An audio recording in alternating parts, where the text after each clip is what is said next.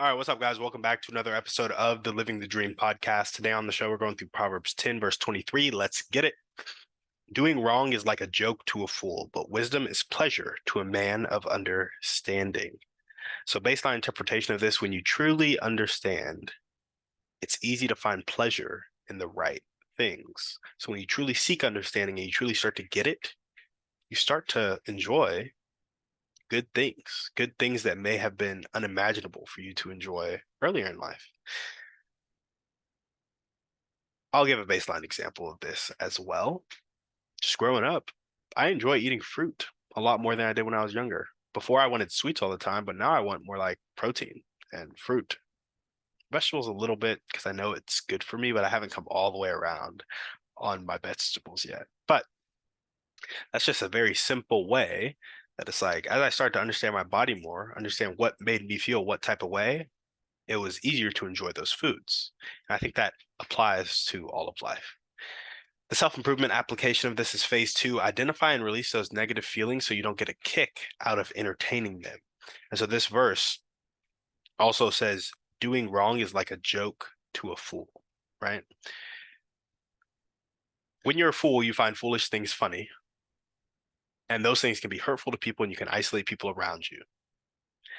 And so as you identify those negative feelings and release them, because you think it's funny, you think that foolish thing is funny because it's resonating with a part of you that's a little bit chaotic, a little bit unresolved, a little bit distracting from some pain, maybe. So as you identify that and you release that, you won't have to entertain those foolish, impulsive things as much, and then you won't hurt as many people around you.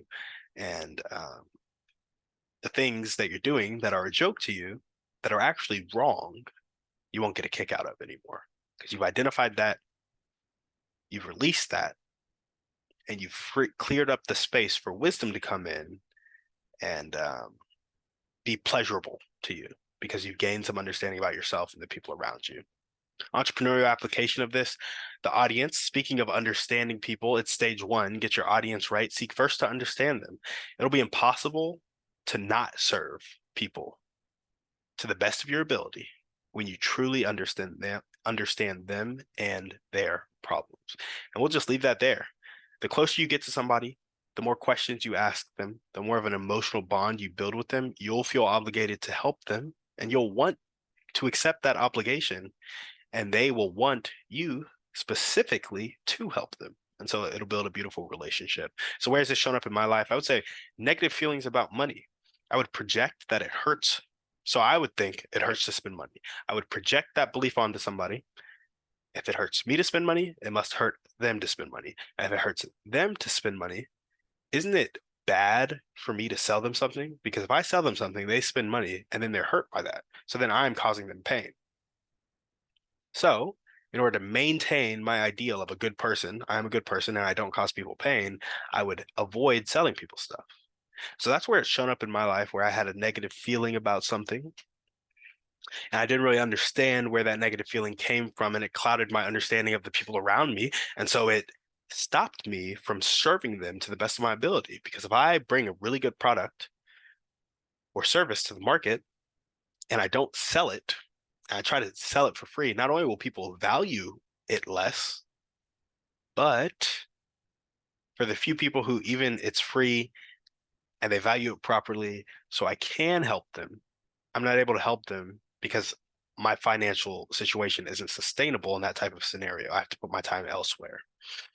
And so that's how some negative feelings has affected me and how I've done some foolish things, some wrong things, because, it resonated with a part of me. And a lot of you may be there right now. And you may be like, Timmy, that's crazy. It resonates with me like that right now. Well, maybe it's you're just at that point where there's some stuff in you, some unresolved limiting beliefs about money or about some other situation regarding money that is stopping you from kind of going full go and serving people. And I'm not there all the way either, but I have taken some steps. And I think it is wrong to see somebody about to fall off a cliff, be able to help them, and then choose not to because too dangerous for you when you can make it safer for you, right? Then I feel like you have a duty to make it safer for you so that you can help them. So when our products and services are truly meaningful and they truly help people, we need to make it safer for ourselves to help people by allowing our cash flow situation to be good enough to help people. So that's all I'm saying there. That metaphor may have broken down a little bit, but if you want to talk more about that, feel free to text me whenever. I would love to chat more, DM me on Instagram, whatever it may be. Where do I want this to show up in my life? I want to have more pleasure in the little things because I understand, or I want to understand, that's where life is actually lived. So I look around and I'm like, I could do all these big things, and everybody's daily life would by and large look the same. And it's because our day to day isn't made up with big issues.